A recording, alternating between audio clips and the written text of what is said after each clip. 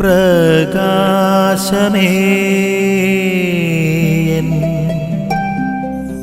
മിഴി തുറക്കുക വേഗം.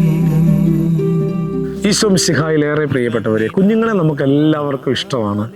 കുഞ്ഞുങ്ങളിലെ നിഷ്കളങ്കത, അവരിലെ ഒരു ഹൃദ്യമായ രീതി, അവരുടെ ചിരി എല്ലാം നമുക്കിഷ്ടമാണ്.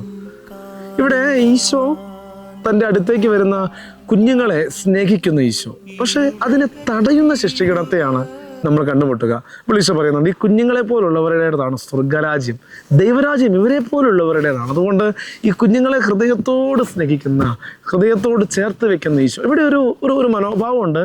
കുഞ്ഞുങ്ങളുടെ മനോഭാവം ഉള്ള വ്യക്തി എപ്പോഴും കർത്താവിൻ്റെ സന്നിധിയിൽ കർത്താവിന് പ്രിയപ്പെട്ടവരായിരിക്കും എന്നുള്ള ഒരു ഓർമ്മപ്പെടുത്തൽ. അതായത് നിഷ്കളങ്കതയോടുകൂടി, സ്നേഹത്തോടുകൂടി, സൗമ്യതയോടുകൂടി പെരുമാറാൻ പറ്റുന്ന ഏതൊരു വ്യക്തിയും കർത്താവിൻ്റെ മുമ്പിൽ ഏറ്റവും സ്വീകാര്യനായിരിക്കും എന്നുള്ളൊരു ഓർമ്മപ്പെടുത്തലാണ്.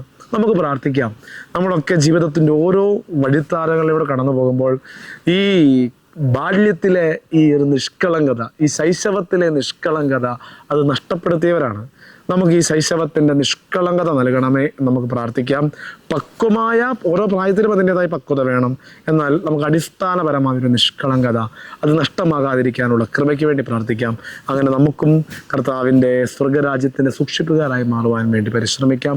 അതിനുള്ള കൃപ കുഞ്ഞുങ്ങളെ ഏറെ സ്നേഹിച്ച ഈശോ നമുക്ക് നൽകട്ടെ. ആമേൻ. നിൻ വഴിയേ നടക്ക